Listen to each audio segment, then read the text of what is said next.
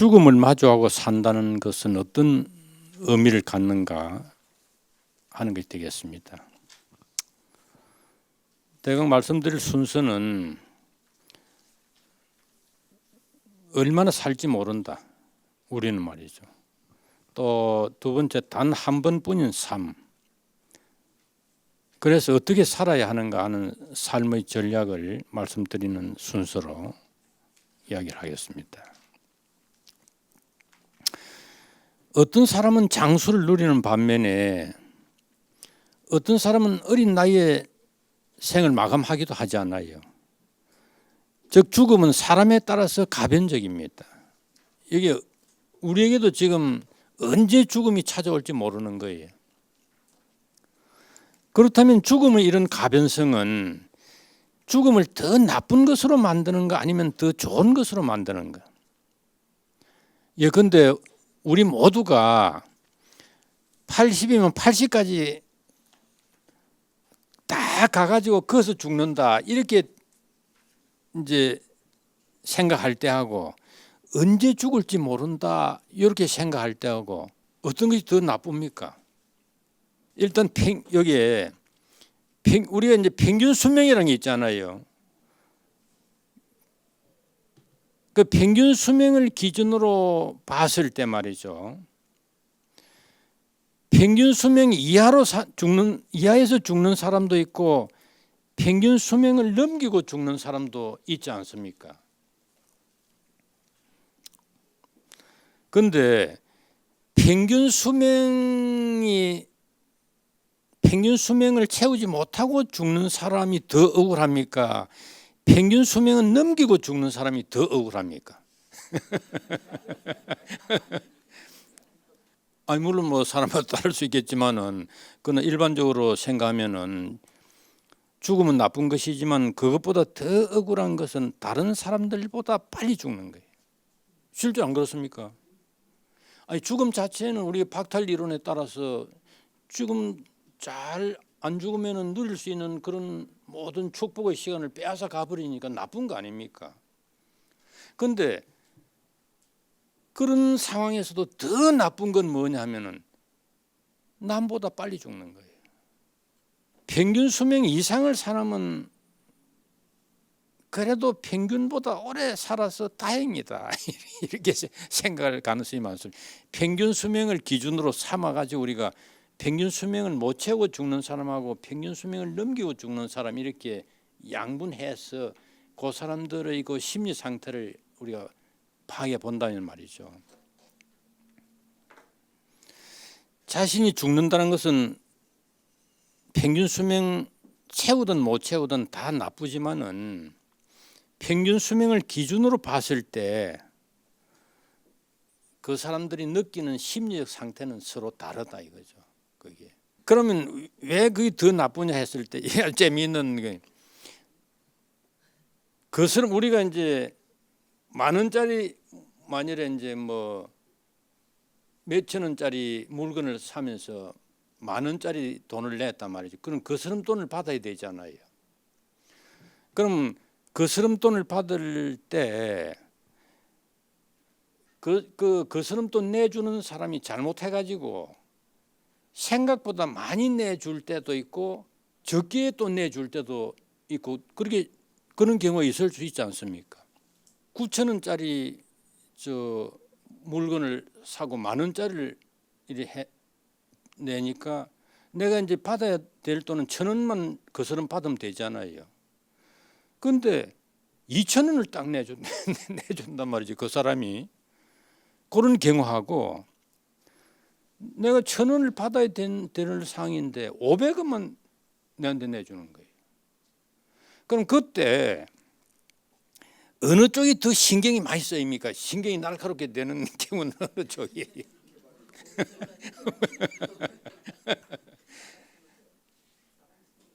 2,000원 그 거스름돈을 더 많이 받았을 때보다도 덜 받았을 때 기분이 안 좋은 거 아닙니까? 만약 평균 수명 이하로 죽는 사람을 비유한다면은 거스름돈 적게 받은 케이스 아니야 아닙니까? 그러니까 기분이 더 안 좋은 거야. 그러면은 이렇게 되는 거죠. 평균 수명 이상의 삶을 사는 사람들이 누리는 기쁨보다 내가 이제 그 거스름돈을 2,000원 받았잖아요. 1,000원 더 받았잖아요. 그때 1,000원만 받아야 되는데 2,000원 받았으니까 기분이 좀 좋지 않습니까? 그때 기분 조금 좋아지는 고급하고 1,000원 받아야 되는데 500원 받았잖아요. 그때 기분 나빠지는 거하고 그 격차를 따져본단 말이죠. 1,000원 더 받을 때 좋아지는 느낌 그 정도하고 덜 받았을 때 기분 나빠지는 강도 정도하고 어느 쪽이 더 세겠습니까? 덜 받았을 때. 그러니까 결국은 뭐냐면은 이게 이 말이 타당하면 죽음의 가변성으로 발생하는 추가적인 악이 추가적인 선을 능가할 것이기에 죽음의 가변성은 안 좋은 거다. 거스름돈을 더 받았을 때 느끼는 그걸 우리가 좋은 거니까 선이라고 말하고 덜 받았을 때 그건 그러니까 안 좋은 거니까 악이라고 말할 때 악의 강도가 더 크단 말이죠. 선의 강도보다. 그러니까 총체적으로 언제 죽을지 모른다는 이 사실은 우리 모두에게 더욱더 안 좋은 걸로 다가오는 거예요. 그만 이런 거 설명에서 드러났듯이 언제 죽을지 모른다 하는 것은 죽음의 그 나쁜 거, 죽음이 나쁘다는 그 강도를 더욱 높여준다 이거지. 그냥 딱 언제까지는 아무런 문제 없이 딱 살다가 그때 간다 이렇게 보다는 언제 죽을지 모른다는 죽음의 가변성이 있잖아요. 이것이 더 나쁜 거야 죽음이 우리에게. 그러면은 우리는 이런 귀중한 삶을 어떻게 살아야 되는지 지금 모래시계 같은 거 아닙니까? 우리 지금 모래가 곧 모래가 다 떨어질 형편이 되는 거 아닙니까 지금. 우리 삶에서 추구할 만한 가치가 있는 목표는 많은 반면에 그 모든 것을 이루기에는 시간이 제한적이다. 지금 하고 싶은 일은 많은데 모래는 계속 빨리 떨어진단 말이에요. 모래는 쉴 새 없이 지금 떨어지고 있잖아요. 우리가 지금 하고 싶다고 할 만한 이건 정말 해보고 싶다 그런 것들은 너무나 많은데 또 그런 가치 있다고 생각되는 것들을 이루기에는 그거는 하나하나가 굉장히 오랜 시간을 투여해야만 무인가 성취가 된단 말이죠. 먼저 우리는 가치 없는 목표를 추구하느라 인생을 허비하는 걸 피해야 된다. 지금 모래는 계속 지금 떨어지고 있지 않습니까? 그런데 가치 있는 일도 많은데 저 엉뚱한 가치 없는 일을 하느라고 그 시간 다 낭비하면 그럼 그게 왜 빠삐용이라는 영화 혹시 보셨어요? 그때 꿈속인가 그 화면 나오잖아요. 그 빠삐용 원래 죄가 없는 사람이 그거 갇히는 거 아닙니까? 그러나 너 죄가 아주 엄청나게 큰 죄가 있다. 너 인생을 허비한 죄를 저질렀다. 그런 대사 나오잖아요. 죄 중에서 인생을 허비한 죄가 제일 큰 죄야. 실제로 인생이라는 이 관점에서 본다면 우리가 삶을 돌아봤을 때 그것이 모두 가치 없는 일이었다는 허망함을 깨닫게 되는 걸 우리는 경계해야 한다. 이거 정말 좋은 말입니다. 나중에 이거 왜 내가 그런 쓸데없는 짓 하느라고 시간 다 보냈나 하는 후회하는 일이 없도록 이걸 잘 조심해야 됩니다. 이거 이미 벌써 이제 그런 거 염려할 정도는 또 아닌 분도 있고 하지만은 여튼간에 총체적으로 삶을 설계할 때는 이제 그렇게 우리는 올바른 목표를 세워서 삶을 신중하게 살아가는. 아니 지금도 마찬가지예요. 지금도 항상 우리는 이제 그러니까 한 번뿐인 삶이기 때문에 이게 내 시간 낭비하고 있는 건 아닌가 이런 질문을 계속 해봐야 됩니다. 이거 내가 이거 같이 이거 모래시계는 계속 떨어지고 있는데 내가 여기 앉아 있을 시간이 아닌가 그런 질문도 해볼 필요가 있습니다. 이게 지금 왜 그러냐면은 여기 지금 여기 앉아 있는 시간 자체로서는 또 어떤 의미를 갖는다 해도 상대적으로 여기 오는 바람에 다른 더 좋은 걸 놓치면 그거 안 되는 거예요. 그 기회비용을 써버리는 거 안 그렇습니까? 요 자체는 뭐 조금 플러스가 있다 그래 한데도 요 시간에 다른 거 했으면은 요는 한 10 정도 소득이 올랐는데 다른 데 갔으면 100 정도 오를 걸 놓쳐버렸다면 그 굉장히 허비한 거 아닙니까? 인생의 시간을. 그걸 잘 계산할 필요가 있다 이겁니다. 또한 목표를 올바로 설정했다고 해도 우리에게 시간은 제한적이기에 우리에게 주어진 기회는 많지 않다. 뭐 이거는 뭐 긴 설명을 필요로 하지 않을 겁니다. 아마 우리 모두가 이거 다 겪으면서 왔으니까. 우리는 마치 하루 만에 앨범에 들어갈 곡을 선정하고 시간 내에 성공적으로 녹음을 마쳐야 하는 가수의 입장과도 같다. 정말 하루 만에 그 앨범 곡 선정해가지고 녹음까지 하려면 얼마나 바쁘겠습니까? 예를 들면은. 그렇기 때문에 우리는 신중을 기하고 최대한 주의 삶을 꾸려나가야 한다. 이 정말 가끔 다큐멘터리 같은 거 보면은 저 북극 그 툰드라 지대 있잖아요. 뭐 어떨 때는 보니까 저 북극 일주일 정도밖에 여름이 안 되는 근데 그 동안에 정말 우리는 뭐 무슨 이름도 모르는 그런 작은 꽃을 피워가지고 이제 수분까지 해야 돼. 수정까지. 정말. 그리고 또 이제 그 사이에 무슨 내나 철새들 있잖아요. 알라가지고 이제 추운 겨울이 오기 전에 까가지고 그놈을 키워가지고 내야 돼. 정말 1분 1초가 황금이라 그건 놓쳐버리면 다 말짱 헛일이라 고의 농사가. 그러니까 저렇게 치열하게 삶을 사는구나 하는 걸 정말 우리 그런 거 보면 느낄 수 있잖아요. 그런데 사실상 우리 삶도 똑같지 않습니까? 우리 삶에는 뭐 좀 영장류라는 것밖에 다른 건 없잖아요. 따져 본다면은. 그럼 결국 어찌 살아야 되느냐? 삶에 대해서 축복 이론, 그릇 이론, 형벌 이론 그 세 가지를 말씀드리면서 양극단적인 것하고는 좀 다르게 그릇 이론이 그래도 가장 합리적인 어떤 이론 같다 그런 말씀을 드렸는데 여기서도 좀 비슷하게 우선간에 이렇게 해볼 수가 있어요. 현실적으로 충분히 성취할 수 있고 일상적으로 얻을 수 있는 목표만을 선택한다. 현실주의 노선입니다. 그러니까 이 지금 모래시계는 계속 지금 떨어지고 있으니까 아주 현실적으로 성취할 수 있는 목표를 선택하는 거예요. 이해 가시잖아요. 아주 현실적인 노선으로. 두 번째는 실패 가능성이 높지만 인생에서 정말로 가치 있는 것만을 추구한다.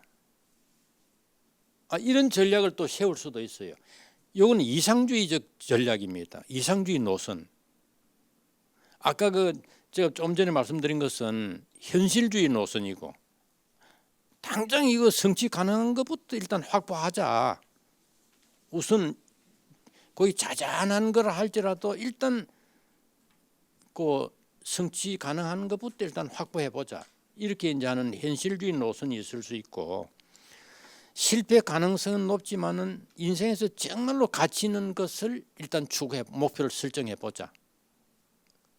이건 이상주의 노선이라고 할 수 있겠어요. 그 세 번째로 이 두 현실주의 노선하고 이상주의 노선을 혼합해 가지고 이제 전략을 짠다 이겁니다. 왜 그러냐면은 너무 현실주의적인 노선으로만 가면은 무언가가 이제 확보는 되었지만은 좀 가치가 낮은 것들이란 말이죠.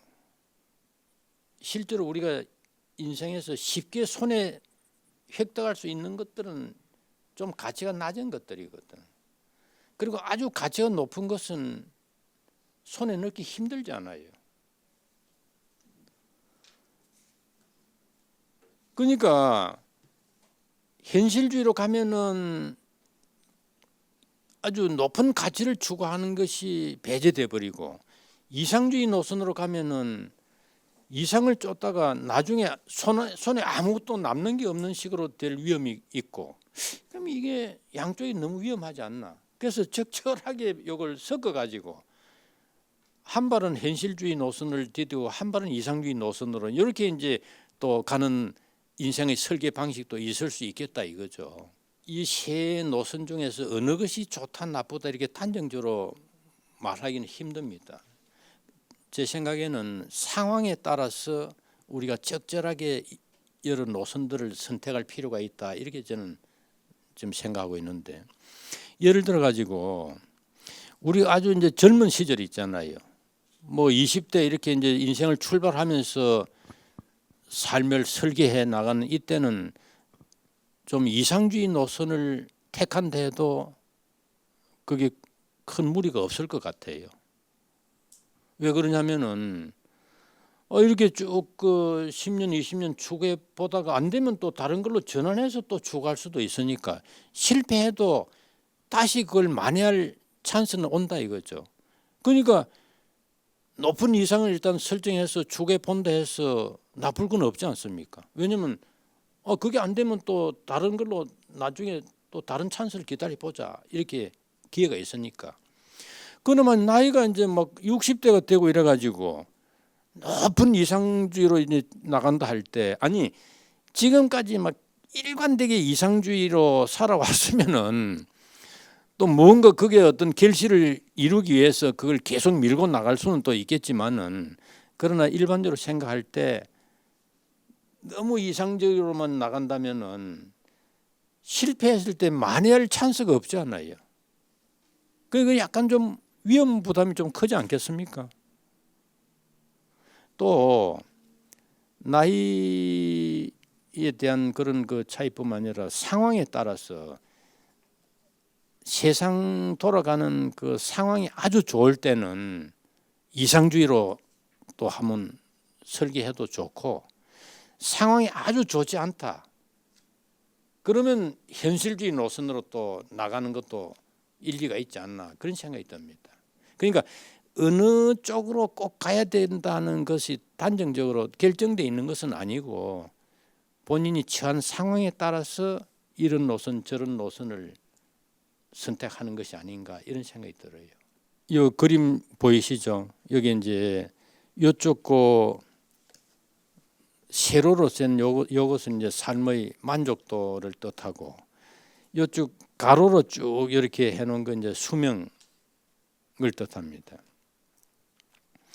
이와 같이 삶의 전반적인 점수, 즉 삶의 질과 그 양을 수명을 통해서 나타날 수 있다고 일단 가정해 봅니다. 아까 이제 제가 말씀드린 그 세 가지 전략을 어떻게 활용할 것이냐 하는 걸 지금 말씀드리려고 이런 이야기를 지금 합니다.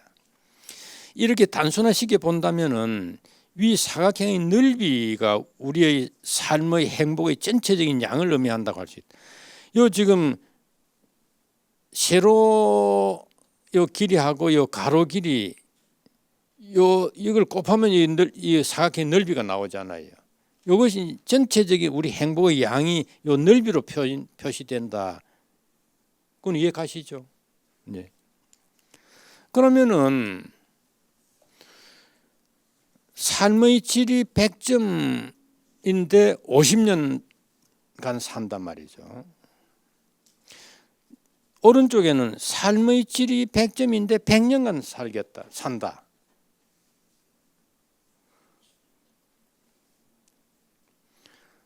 그럼 이때 삶의 질은 다 100점씩 꼭 같습니다. 근데 왼쪽은 50년 살고 오른쪽은 100년 살잖아요. 그러면 행복의 양은 왼쪽이 많습니까? 오른쪽이 많습니까? 오른쪽 많지 않아요. 그러면은 왼쪽만큼 살고 싶습니까? 오른쪽만큼 살고 싶습니까? 왜냐면 질은 꼭 같고 50년 살기보다 똑같은 질로 100년 산다면 당장 그걸로 선택하지. 그건 당연하지 않겠어요. 자,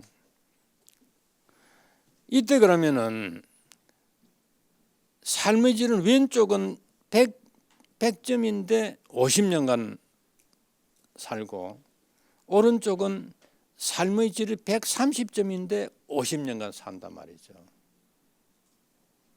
그러니까 수명의 길이는 같지만은 삶의 질이 오른쪽이 더 높습니다. 다 같이 50년 살고 그럼 어느 쪽을 선택하시죠?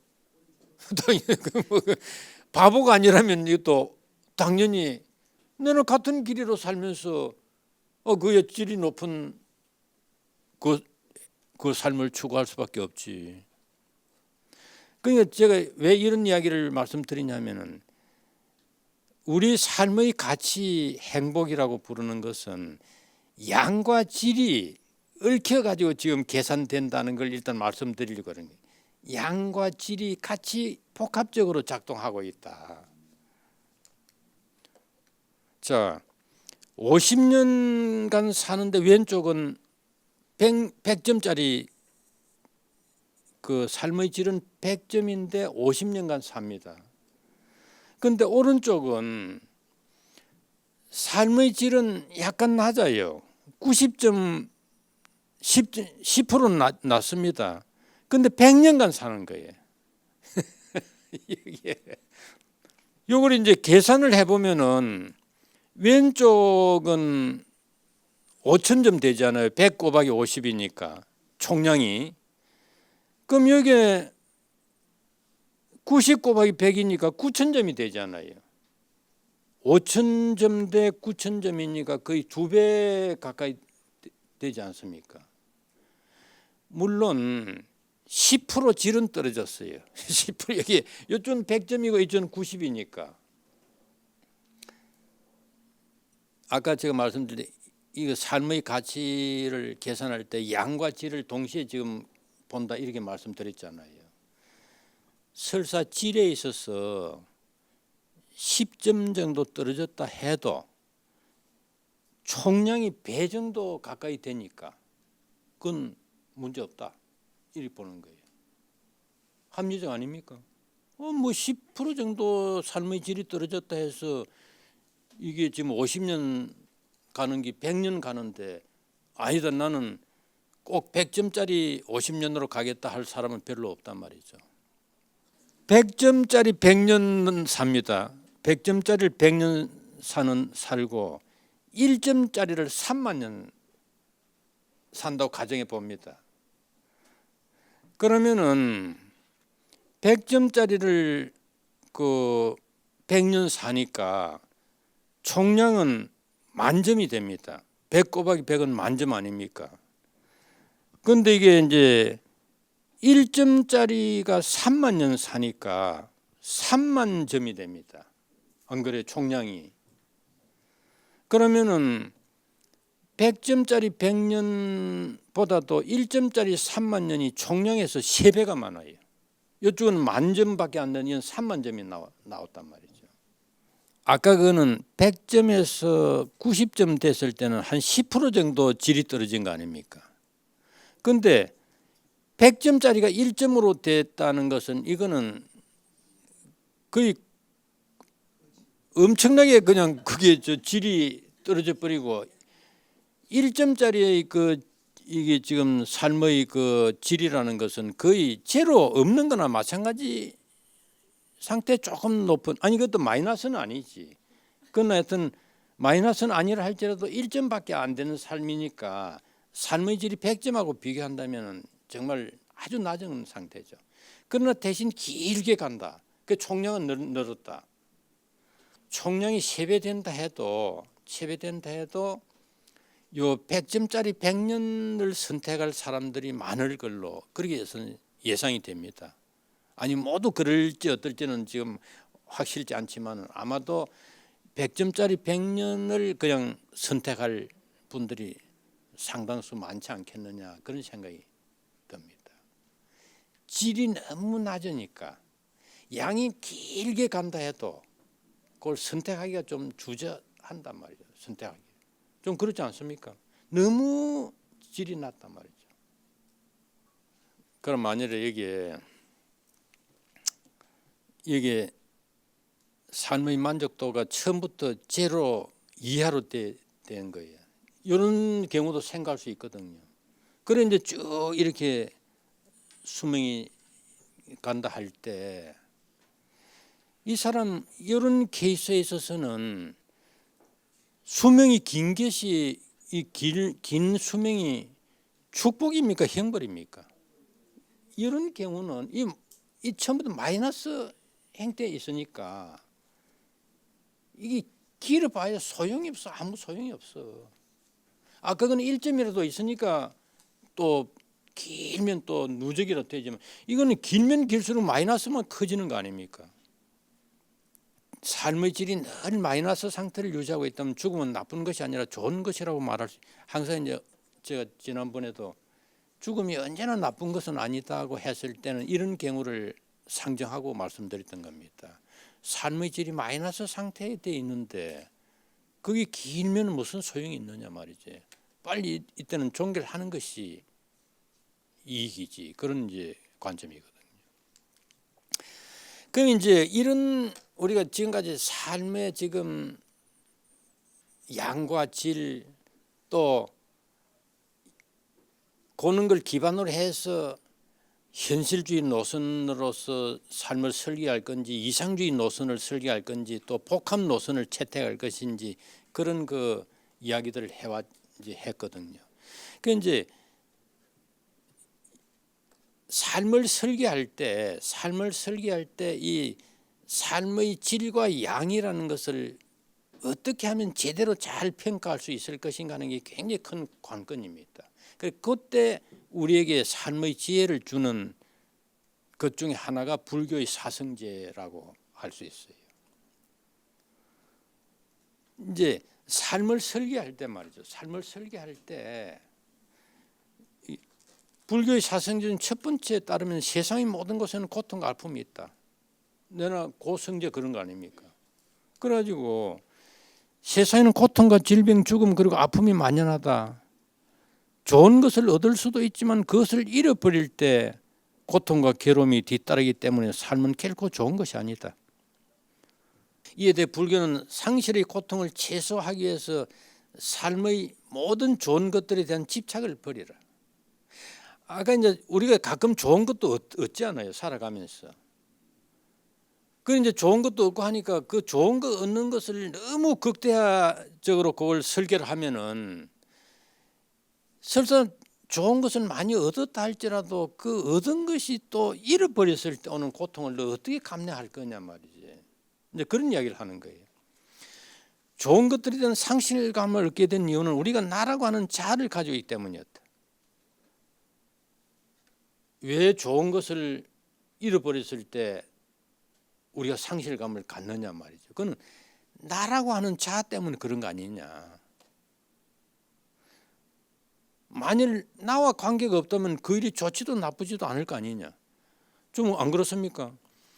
전혀 나와 관계없는 어떤 사람이 길 가다가 금덩어리를 주워가지고 잃어버린 그걸 또 가다가 잃어버리는 경우를 우리가 봤을 때 우연히 금덩어리를 준 그 사람이 처음에 얼마나 기뻐했을 거며 그걸 또 잃어버렸을 때 얼마나 슬퍼했겠습니까? 그는 내하고 아무 관계가 없는 제3자가 봤을 때는 좋을 것도 없고 뭐 나쁠 것도 없잖아요. 그럼 왜 어떤 것을 얻어가지고 너가 상실감 잃어버릴 때 상실감에 빠지느냐? 너라고 하는 바로 그걸 자아가 있기 때문 아니에요. 그래서 불교에서는 실제하자는 자아라는 존재로부터 자유로워져야 된다. 너 자아라는 것부터 이렇게 이제 이야기하는 거예요. 거기에 죽음 역시 마찬가지다. 우리가 자아를 가지고 있다면 죽으면 두려운 것이다. 하지만 자아가 없다면 죽이면 두려울 것도. 내가 죽는 거니까. 내가 죽는 거 아닙니까? 두려운 거는 내가 죽는 거거든. 그 나라는 것이 없다면 두려워할 게 뭐냐? 아니 이제 불교의 이론에서 이제 그렇게 나가려 하는 겁니다. 현대의 부풀어진 욕망의 삶을 살아가는 우리에게 이런 전략을 택하는 건 쉬운 일이 아니다. 이제 이 자본주의 체제, 이 현대 문명이라는 욕망이 굉장히 부풀려져 있습니다. 그런 상태에서 집착과 자아 이런 걸 다 버리는 것은 굉장히 어려운 일로 생각이 듭니다. 그러나 깊이 음미해 볼 만한 지혜의 가르침이다. 요 좀 비슷한 행태로 이 스티브 잡스는 다 알잖아요. 이분의 좌우명이 오늘이 마지막 날인 것처럼 산다. 그러니까 아까 내는 불교의 사성제 그것도 네 무상함을 네 알고 삶을 설계하라는 그런 그 지혜의 말씀이 무상 코드 없어진 무상의 그 법을 너 알아야 된다. 그 사람이 오늘이 내 인생의 마지막 날이다. 그걸 이제 항상 염두에 두면서 아침에 일어나 가지고 그리고 그날 이제 쭉 저 스케줄이 있잖아요. 내가 오늘이 마지막 날이라면 이거 해야 되나 꼭 그걸 자문했다 그럽니다. 오늘이 내가 마지막 날이라면 이 일 해야 되나? 그러니까 오늘이 마지막 날임에도 불구하고 해야 될 일만 하는 거예요. 오늘이 마지막 날이라도 이건 해야 된다. 그 굉장히 중요한 일이고 의미 있는 그 사람에게는 일이 되지 않겠어요. Stay hungry, stay foolish. 이건 유명한 이 사람이 어느 대학에 가서 한 그 축사에 나오는 말 많이 우리나라에도 유행했습니다. 이 사람이 가난한 시절 또 어린 시절 자랐기 때문에 아마 이런 말을 했지 않나 그런 생각이 듭니다. 그러니까 오늘이 마지막 날인 것 같이 산다는 게 굉장히 큰 의미를 갖습니다. 오늘이 마지막 날인 것 같이 산단 말이죠. 이 필리포스 2세라고 이 알렉산더 대왕의 아버지 되는 분입니다. 요 분은 요 사람이 이제 틀을 닦아가지고 알렉산더가 그런 제국을 건설하게 됐었는데 그 신하 중에 한 사람에게 어떤 명을 내렸느냐 하면은 아침에 자기 일어났을 때 자기 침대 곁으로 와서 요 말을 꼭 자기한테 하도록 그렇게 시켜놨어요. 그러니까 그 시녀는 아침 되면 이제 필리포스 깨면은 왕한테 와가지고 그 말을 딱 합니다. 대왕이시여 당신도 곧 죽을 몸입니다. 뭐 좀 아는 분이었어요. 이 사람. 그러니까 이게 이제 이 마틴 하이데거라는 철학자도 인간은 죽음을 앞당겨 살 수 있는 존재다는 유명한 말을 남겼어요.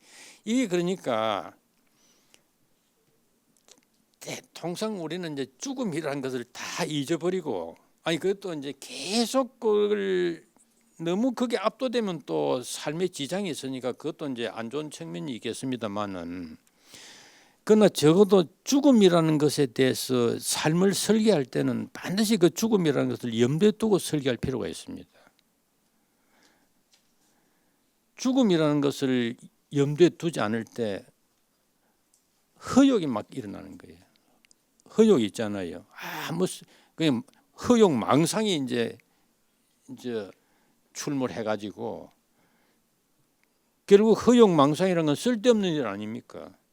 중요한 일 제쳐놓고 쓸데없는 일을 하도록 만드는 거예요. 죽음이라는 것을 상정했을 때, 죽음이라는 걸 우리가 상정했을 때 그걸 전혀 생각하지 않을 때하고 좀 많이 다르지 않습니까? 달라질 것 같지 않습니까? 대왕이시여 당신도 곧 죽을 몸입니다. 쓸데없는 그 허욕 부리거나 그런 짓 하지 말라는, 그러니까 매일 아침 그거 신여를 보고 그렇게 하는 거예요. 인간은 죽음을 앞당겨 살 수 있는 유일한 존재, 죽음을 앞당겨 살 수 있는 유일한 존재다. 오늘 내가 마지막이다는 걸 이거 가정 아까 이게 좀 스티브 잡스 같이 오늘이 마지막이라는 걸 전제하면 있잖아요. 우선 이 같이 앉아 있는 주변에 대해서 굉장히 자비롭게 하면 될 겁니다. 오늘이 내 마지막인데 독하게 나갈 필요가 없잖아요. 그걸 생각해 보십시오. 오늘이 내가 마지막인데 내 부모 형제들에 대해서 악독하게 나갈 이유가 뭐이겠어? 또 내가 아는 주변의 내 친구들이나 아는 지인들에 대해서 독하게 나가겠습니까? 오늘 내 마지막인데.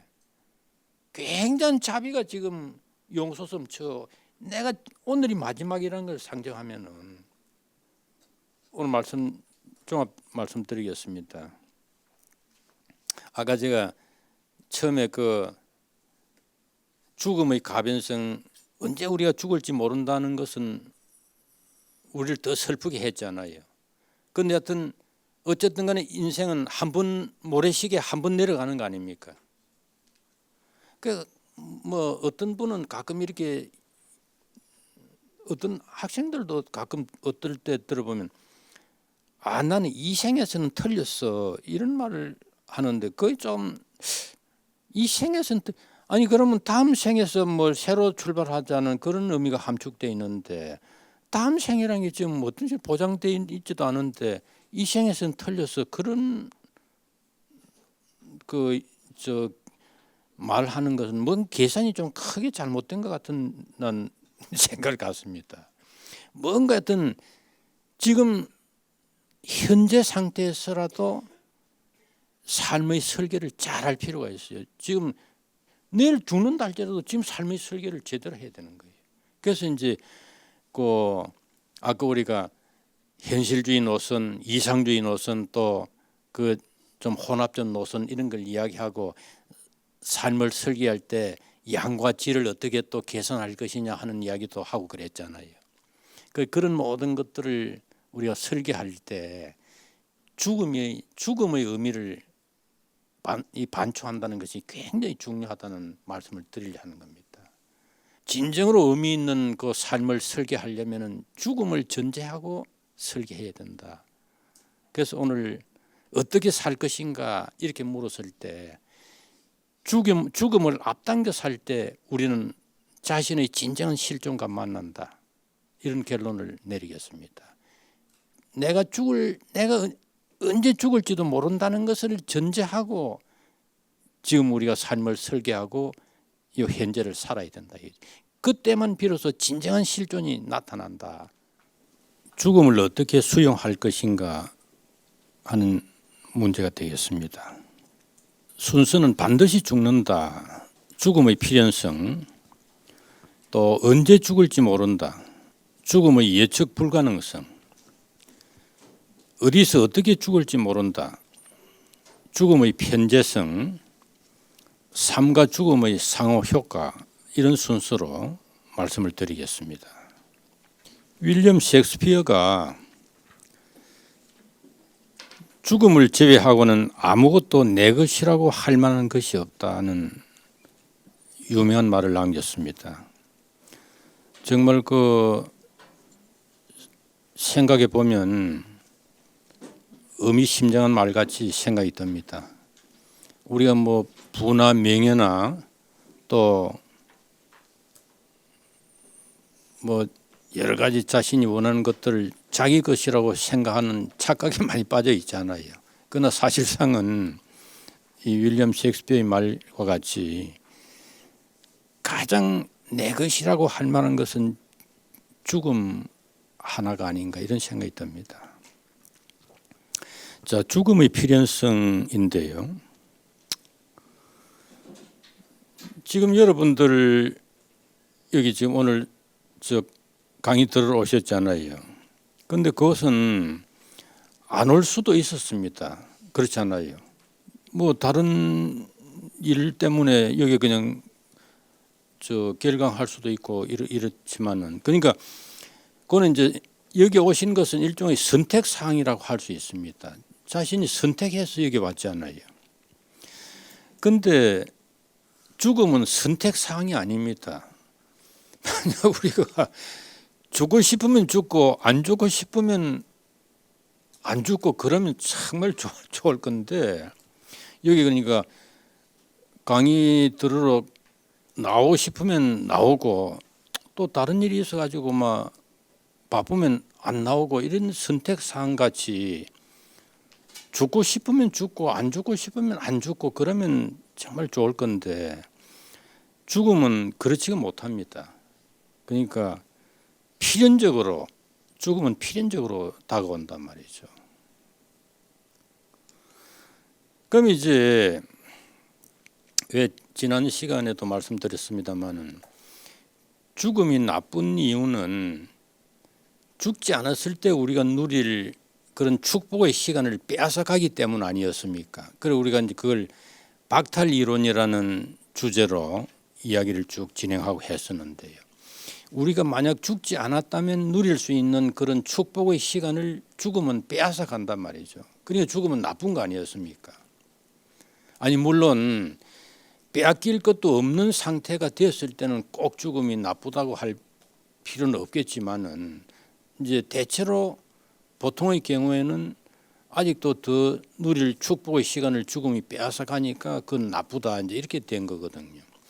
그런데 이제 그런 그 나쁜 점 이외에 죽음은 필연적으로 우리에게 찾아오는 것이 또 나쁘다 이렇게 되겠습니다. 오늘 이야기 드릴 이 죽음의 예측 불가능성이라든지 필연성이라든지 편재성 이런 것들은 죽음이 우리의 축복의 시간을 빼앗아 간다는 측면 이외에 또 나쁜 점들이 무엇인가 하는 것에 대한 논의가 되겠어요. 그럼 이제 반드시 죽음이 우리를 찾아온다 할 때 이거는 이제 나의 개별적 문제 측면에서 논의할 수도 있고 또 우리라는 집단적 측면에서 논의할 수도 있겠습니다. 우선 나는 죽을 것이다. 개별적 측면에서 일단 논의를 해보면 말이죠. 내가 죽을 것이라는 것도 나쁘지만 설상가상 거기에 대해 내가 할 수 있는 게 아무것도 없다는 게 더 나쁘다고 생각할 수 있습니다. 만약 선택사항 같으면은 우리가 이렇게 저렇게 바꿀 수 있잖아요.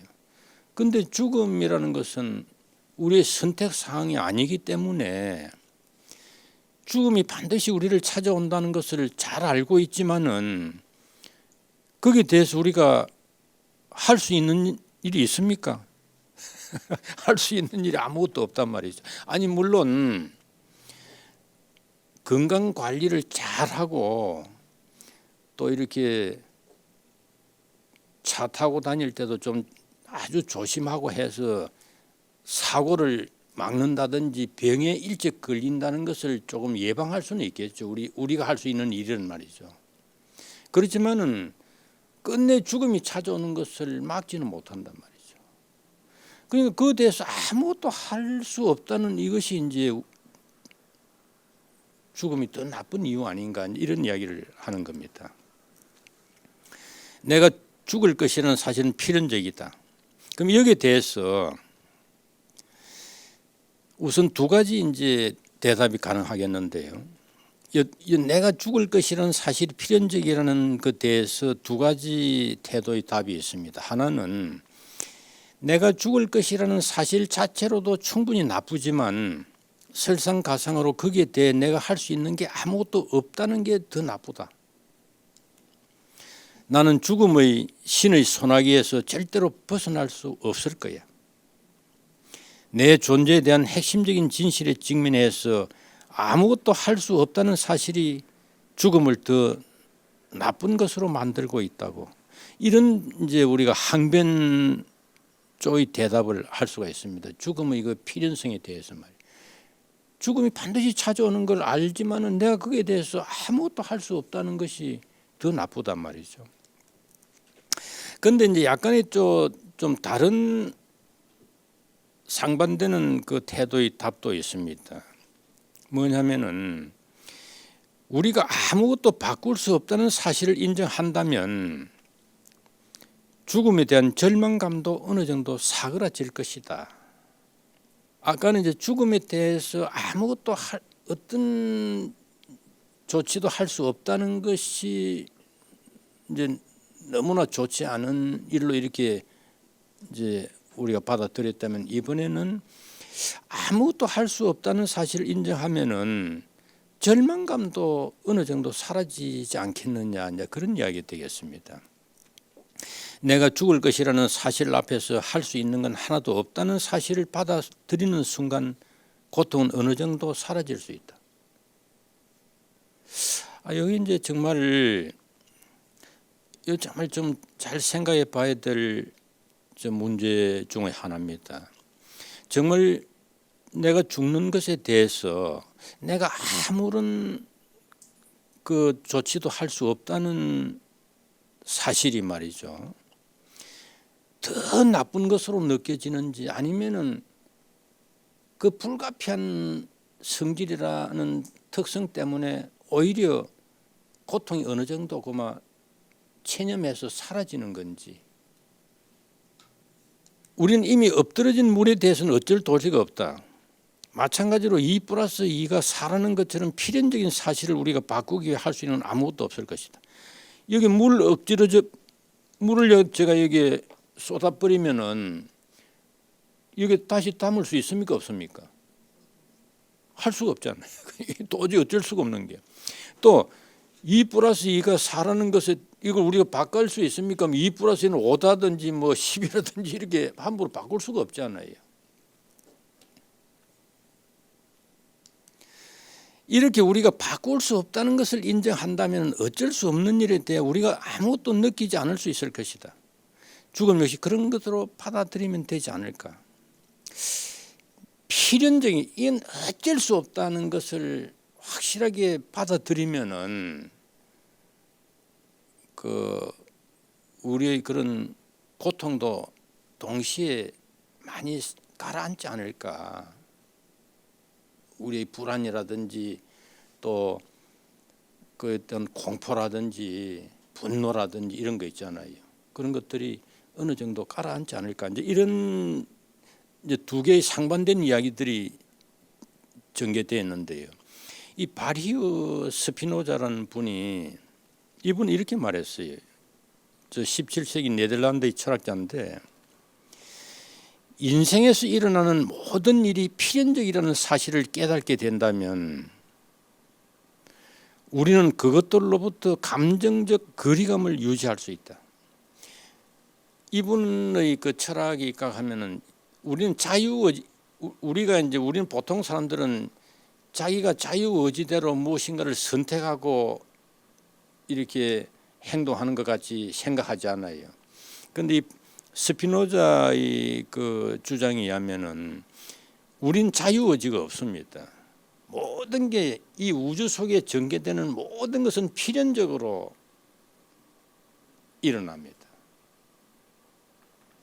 그러니까 우리는 그냥 우리가 자발적으로 지금, 그러니까 오늘 강의 들으러 지금 자발적으로 가자 이렇게 선택을 해서 온 것 같이 물론 여러분들은 생각하시겠지만은 이 스피노자가 볼 때는 여기 안 올 수 없는 필연적인 그 연관 속에서 지금 여기에 오게 된 거예요.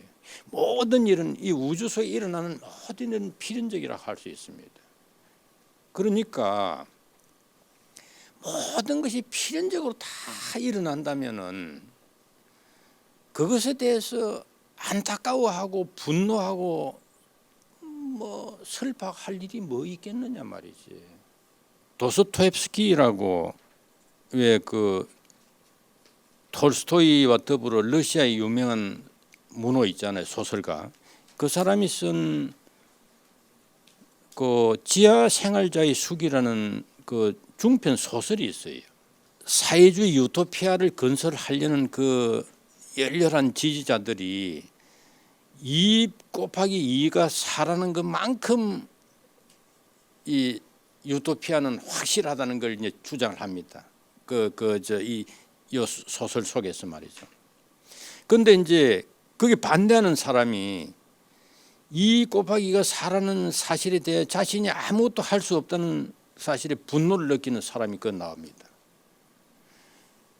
자기 아무리 그것이 명백한 진리를 할지라도 그에 대해서 자기가 어떤 무엇인가 아무것도 더하거나 빼거나 할 수가 없다는 사실에 대해서 굉장히 분노하는 그런 이제 이야기들이 거기에 나오고 있거든요. 마찬가지로 죽음이 필연적이라는 사실이 반드시 우리에게 위안을 준다고 할 수 있을까? 아까 그러니까 이제 죽음이 필연적이라는 사실에 대해서 두 가지의 상반된 태도를 우리가 생각해 본다 이겁니다. 이게 지금 지하 생활자의 숙에서 나오는 그 주인공 같이 필연적이라 해도 그게 말할 수 없는 분노를 느끼는 태도가 하나 있을 수 있고, 이거는 필연적이니까 어쩔 수 없이 내 감정을 그냥 죽이는 이제 그걸 받아들이는 식으로 그렇게 두 가지 이제 이야기가 전개된 우리가 할 수 있다 이거죠. 자, 그럼 이제 내가 죽는다는 사실 말고 우리 모두가 죽는다는 사실에서 이제 보편적 차원에서 이걸 논해 본다면은 나는 언젠가 죽을 것이라는 사실은 분명 나쁜 것이다. 나는 불사신이 아니다. 게다가 우리 모두 언젠가 죽을 것이라는 사실은 죽음을 더 나쁜 것으로 만든다. 우리 모두가 죽을 것이라는 사실 말이죠. 나만 죽는 게 아니라 우리 모두가 죽을 것이라는 그 이제 약간 보편적 차원에서 이제 죽음을 이야기해 봅니다. 또는 영생에 대한 논의를 떠올려 볼 때 우리 모두 언젠가 죽을 것이라는 사실은 대단히 슬픈 일이다. 좀 그런 생각이 들지 않아요? 우리 모두가 이는 죽음을 더 나쁜 것으로 만들고 있다. 아까 이제 처음에도 제가 말씀드렸지만은 죽지 않으면 우리가 누릴 수 있는 그런 축복의 시간을 죽음은 빼앗아가기 때문에 나쁜 건데, 죽음은 피할 수 없다는 그런 필연성 때문에 더욱 나쁘게 된다 이 말이죠. 그렇지만 이제 우리 모두 죽을 것이라는 그 슬픈 사실이 나에게만 주어진 운명은 아니라는 생각이 조금 위안된다. 아니, 우리 모두가 죽을 것이라 반드시 죽을 수밖에 없다는 것은 너무 슬픈 일이지만은 그나마도 조금 위안이 된다는 것은 나만 죽는 게 아니라 우리 모두가 같이 죽는 거 아니냐. 나 혼자 너무 일찍 죽는 가혹한 행보를 받는 게 아니다. 모든 사람이 공통된 운명이다. 그런 생각으로부터 우리는 조금이나마 위안을 얻을 수 있다. 아니, 왜 여러 사람이 같이 이제 이렇게 할 때 나에게만 가해진 운명이 아니라는 것 때문에 약간의 위안은 있을 수 있다 이거지. 그렇지만은 우리 모두가 죽을 것이라는 사실, 그거는 너무나 슬픈 일이다 이거죠. 자, 언제 죽을지 모른다. 아까 이제 죽음은 반드시 찾아오지만은 내가 거기에 대해서 어떻게 할 수가 없다는 그 말고, 죽음은 언제 죽을지 모르는 예측 불가능성을 갖고 있단 말이죠. 우리는 대체로 우리가 언제 죽게 될지 남겨진 시간은 얼마인지에 대해서 알지 못한다. 아니 뭐 대강은 예측하지만은, 대강은 이제 이런 수명 통계에 나온 것도 있고 해서 대강은 예측하지만은, 그러나 정확하게 내가 언제 죽을지에 대해서는 이제 모르니까 우리에게 얼만큼만큼의 시간이 남겨졌는지 모른다면 우리는 인생에서 장기적 계획을 세우기 어렵다. 좀 그렇잖아요.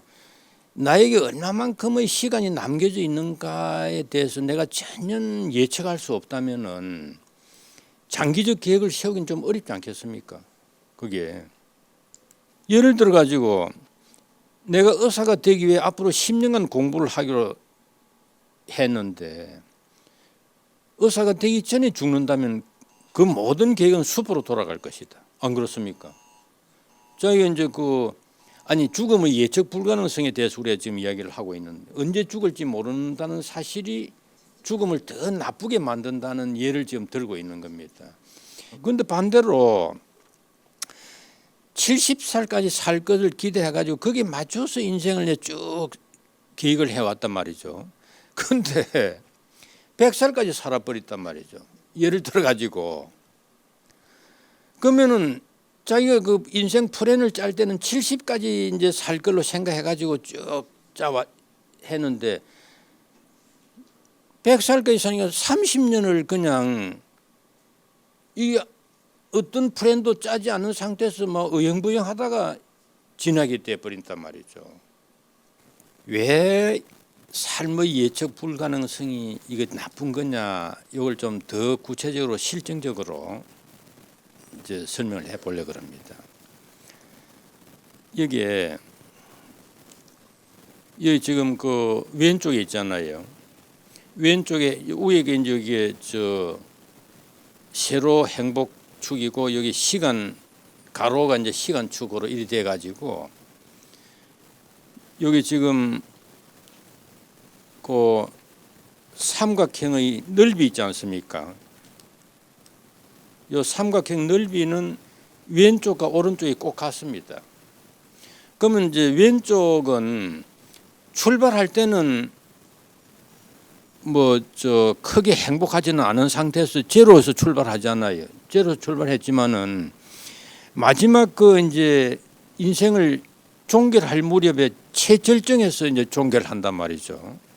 근데 이제 오른쪽의 그 그림은 처음 인생 출발할 때는 무지하게 행복한 상태에서 이제 출발을 해가지고 죽을 무렵에는 아주 굉장히 비참한 상태에서 죽었어요. 아니 이렇게 생각해 볼 수 있잖아요. 그러면은 요 사람이 일생 동안 여기 이제 만약에 80이면 80년간 산 여기 궤적이라고 쳤을 때 일생 동안 누린 행복의 총량은 같다고 할 수 있습니다. 왜냐하면 요 삼각형의 그 넓이는 같단 말이죠. 여기에. 그러면 일생 동안 누린 행복의 총량은 같으니까 오른쪽이 되든 왼쪽이 되든 아무렇게 돼도 좋습니까? 아니면 여기서 좀 어떤 쪽이 좋겠다는 쪽이 있습니까? 이게 지금 쭉 행복 지수가 행복한 거기 쭉 올라가다가 지금 이리 되는 그게 좋다 이거죠. 저쪽에 아주 처음에 이제 출발은 행복하게 출발해 가지고 나중에 죽을 때 비참하게 이렇게 죽는 것보다도 총량은 같지만은 여기 처음에는 아주 행복하지 않은 상태에서 출발했지만은 쭉 올라서 이렇게 하는 게 더 좋겠다 이거. 그 왜 그렇게 하는 거 좋은 거죠? 이게 왼쪽 여기 왼쪽 말이죠. 왼쪽이 오른쪽의 삶보다도 좋은 이유는 대강 우리 보면 우린 전반적으로 나쁜 일이 나중이 아니라 가급적 더 빨리 오길 바라는 게 매도 먼저 맞는 게 좋다 하든지 그런 속담도 있잖아요. 그러니까 나쁜 일이 먼저 오고 좋은 일이 나중 오는 걸 대강 우리는 바랍니다. 그런데 이제 살상 그런 거 왜 그렇게 바라느냐 했을 때 제 생각에는 인생은 게임이다 이거지. 그러니까 왜 야구 같은 거 보면 9회 말 역전도 있잖아요. 쫙 지고 있다가 나중에 한번 역전시키는 우리 인생도 가는 거 아닙니까? 그러니까 온갖 그 실수와 실패를 막 이렇게 되풀이 하더라도 마지막 승리자가 웃는 자거든. 안 그래요? 마지막 그게 굉장히 중요한 거예요. 이런 삶은 말이죠. 이건 좀 안 좋은 걸로 대강 우리가 생각할 수 있습니다. 왜 그러냐면은 절정이 너무 빨리 와버렸어.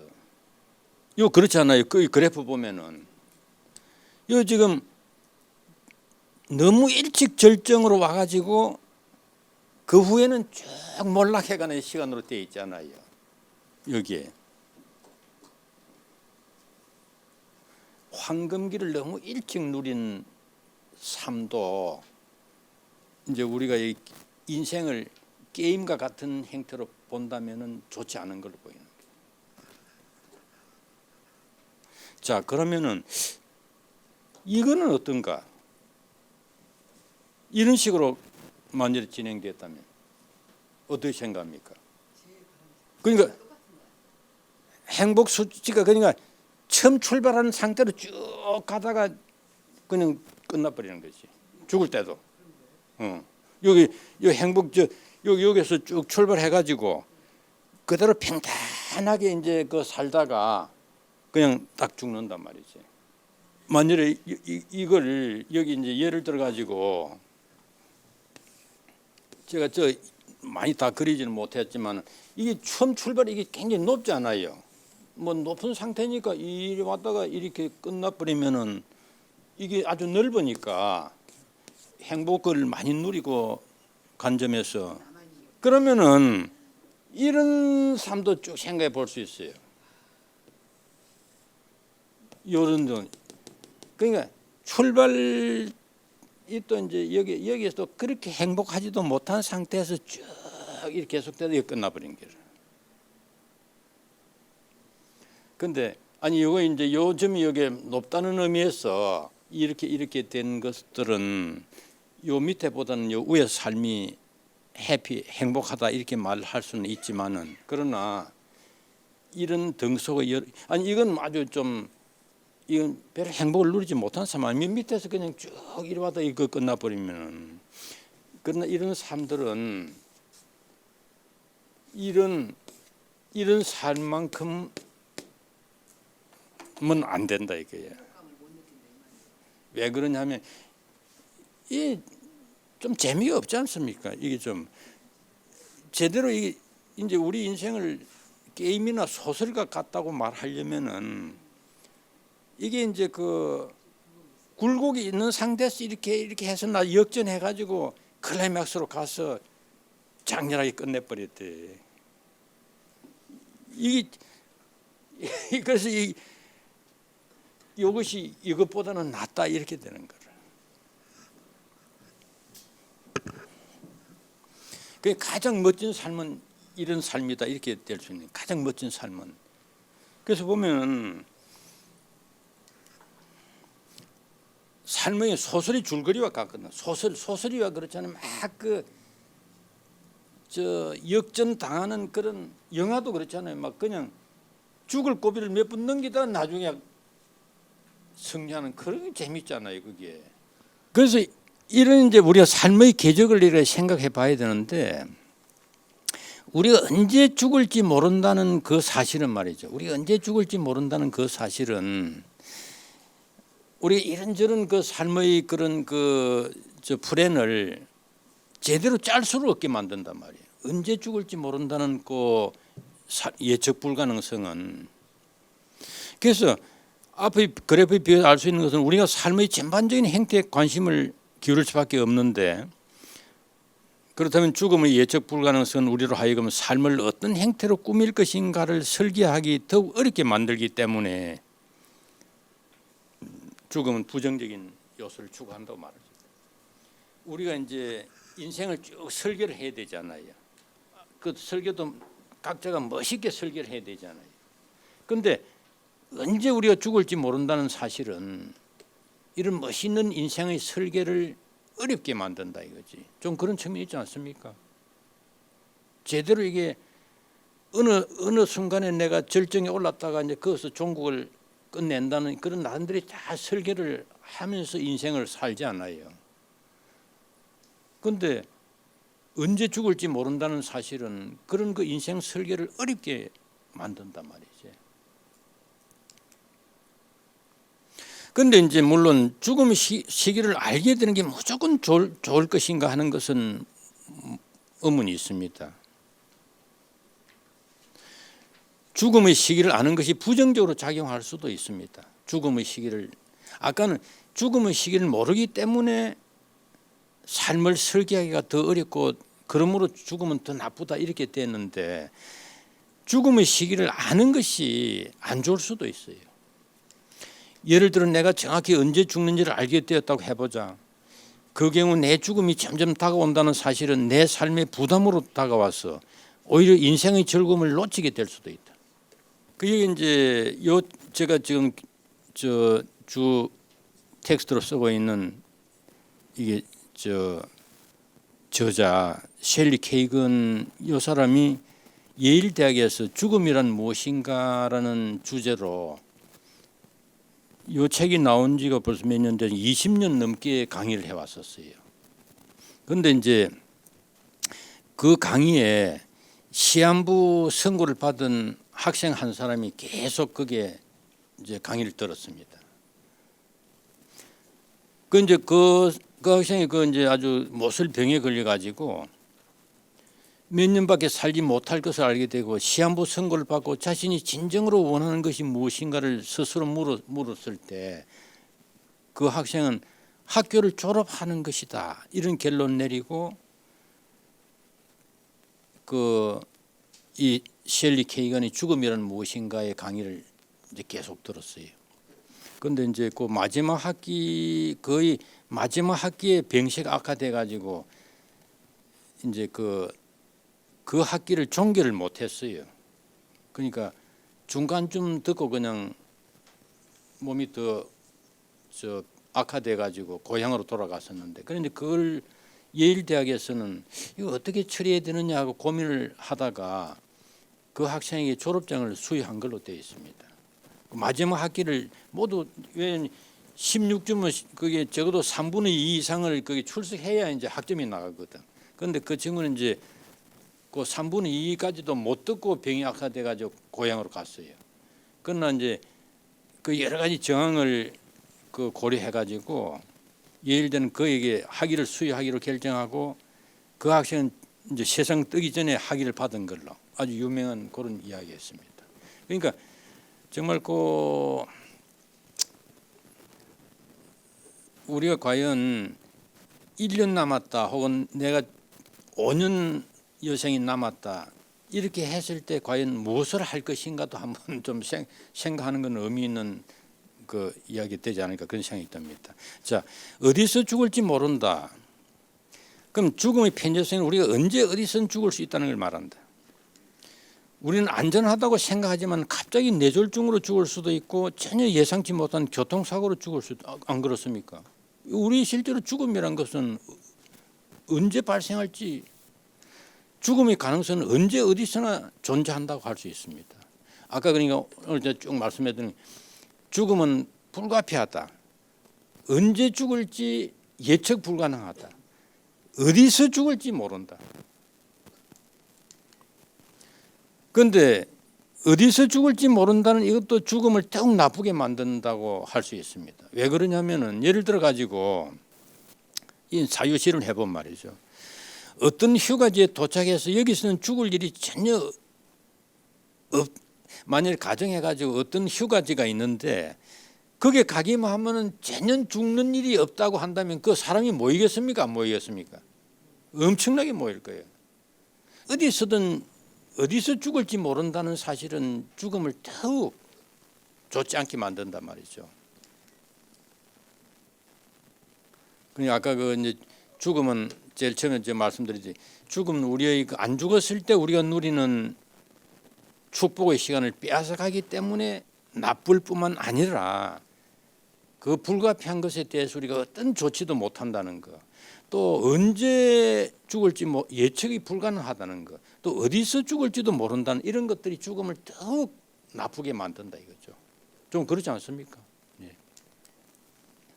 네. 그러니까 우리가 지금 하는 이런 걸 생각해 본다면은 우리가 어디서든 죽을 수 있는 가능성이 있다는 걸 생각해 본단 말이죠. 우리가 하는 모든 일은 지금 현재 죽음을 무릅쓰고 하는 겁니다. 안 그렇습니까? 언제 어떻게 죽을지 우리 모르는 지금 그런 가능성을 다 안고 있잖아요. 그런데도 우리가 지금 어떤 일을 지금 하고 있잖아요. 그렇다는 것은 그 일을 한다는 것은 죽음을 무릅쓰고 하는 일이나 마찬가지가 된다, 이런 이야기가 되겠어요. 예를 들어 예술 작품을 감상하다가, 아니 뭐 이런 일은 별로 없겠지만은 아름다움에 놀라서 심장마비로 죽을 가능성도 있잖아요. 아무것도 그 예술 감상 안 하는 것보다는 그런 일이 생길 수 있거든.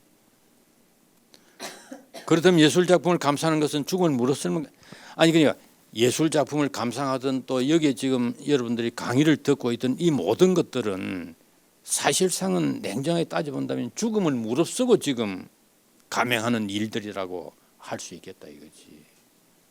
그러면은 우리가 이제 태어나서 일정 기간 살다가 지금 죽는 걸로 돼 있잖아요. 그러면 삶과 죽음을 한 세트로 지금 일단 생각해 볼 수 있습니다. 삶과 죽음을 한 세트로. 그러면은 죽는다는 것이 우리 삶에 어떤 플러스적인 효과를 가져오는 것인지 마이너스적인 효과를 가져오는 것인지, 삶과 죽음을 한 세트로 하나 묶어가지고 우리가 생각할 때 말이죠.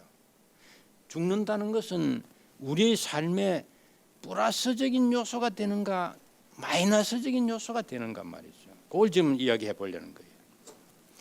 여기 그 올슨 스캇 카드라는 사람의 그 단편 소설 중에 이런 이야기했습니다.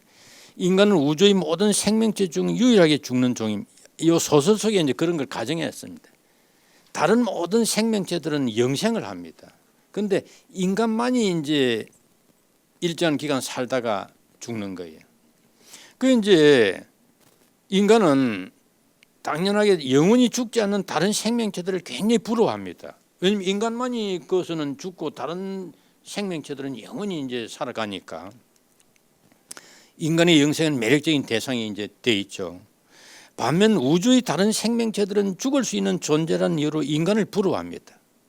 아주 이 소설이 좀 그런 저 재미있게 이제 그걸 그려놓은 소설인데, 그러니까 인간만이 죽고 다른 생명체들은 죽지 않는 영생을 누리는 세계를 그렸단 말이죠. 그런데 그 속에서 인간은 죽지 않는 다른 생명체들을 막 부러워합니다. 그런데 다른 그 영생을 누리는 생명체들은 일정 기간 살다 죽는 인간을 굉장히 부러워하는 거예요. 반대로. 여기에 이제 그 왜 영생하는 그 생명체들이 죽는 인간을 부러워하느냐 말이에요. 거기에 일정 기간 살다가 죽어버리는 인간을 부러워하는 식으로 그 소설 속에는 전개되고 있는데, 그렇다면은 죽음이라는 것은 우리의 삶에 플러스를 가져주는 것이 아니냐, 이런 생각이 든단 말이죠. 그 영생하는 그 다른 생명체들이 인간을 전부 부러워할 그 이유는 뭐냐면은 죽는 것 때문에 부러워하거든요. 그럼 죽음이라는 것은 우리의 삶에 어떤 긍정적이고 플러스적인 요소를 제공해 주는 것 아니냐, 그런 이야기. 그러면 그 반대로 부정적으로 보는 입장도 있습니다. 이 죽음이란 것에 대해서 아까 그거는 이제 긍정적인 측면을 부각시킨 건데, 반대로 부정적으로 보는 입장은 말이죠. 진수성찬이 차려져 있는데 우리에게 딱 한 숟갈만 맛보게 하고는 그걸 치워버리는 상황. 여기 지금 진수성찬을 여기 딱 차려놓고 말이죠. 이거 이제 딱 먹으려고 이렇게 하는데 한 숟갈 딱 먹으니까 싹 밥상을 치워버리는 거예요. 뭐 재미있게 조금 이제 뭐 재미 좀 누려보려고 딱 하니까 죽음이 딱 찾아오는 거예요. 고생도 좀 고생의 시절도 지나고 뭔가 좀 재미있게 좀 살아보려고 하는 순간에 죽음이 딱 닥친단 말이죠. 그래 그걸 비유적으로 진수성찬을 차려놓고 이제 지금 한 숟갈 딱 뜨는데 딱 밥상을 치워버린단 말이에요. 이 경우 우리는 차라리 맛도 보지 않는 게 더 낫을 걸. 왜 이거 맛을 왜 보이고 이걸 치워버린단 말이지. 차라리 맛을 안 보는 게 낫지 않느냐, 이런 생각을 좀 할 수도 있잖아요.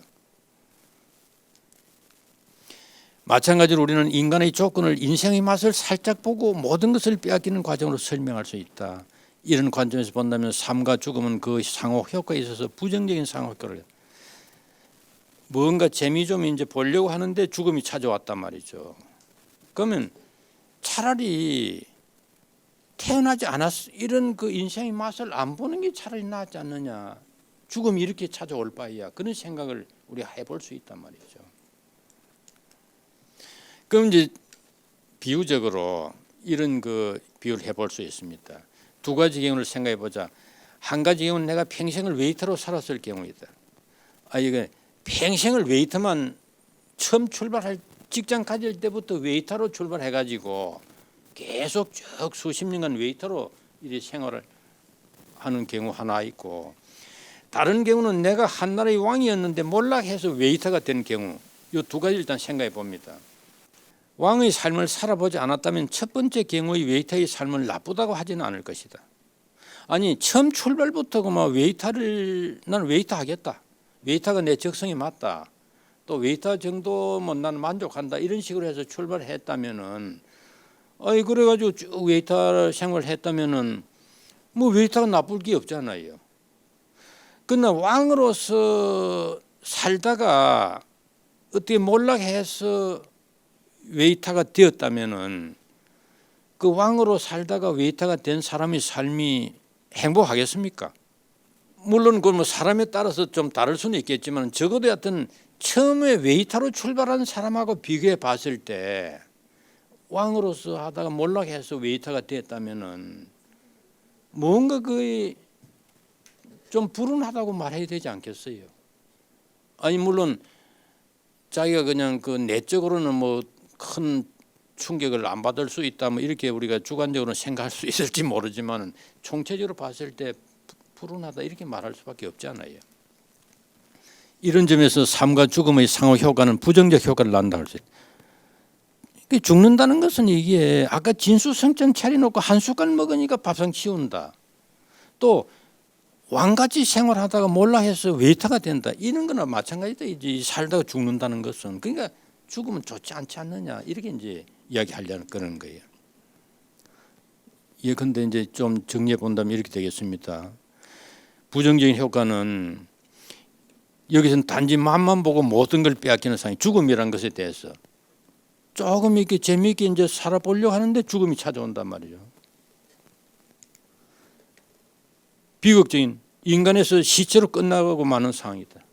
아까 막 이런 고담 준론을 이야기하고 이렇게 막 하다가 죽는다. 시체는 아무것도 아니잖아요. 긍정적 효과로 본다면은 이는 인간의 죽을 운명의 삶을 귀한 것으로 만들죠. 그래서 지금까지 이야기 결론 내겠습니다. 죽음은 아무도 피할 수 없는 우주적 질서의 한 과정이다. 그렇지만 아름다울 수 있다.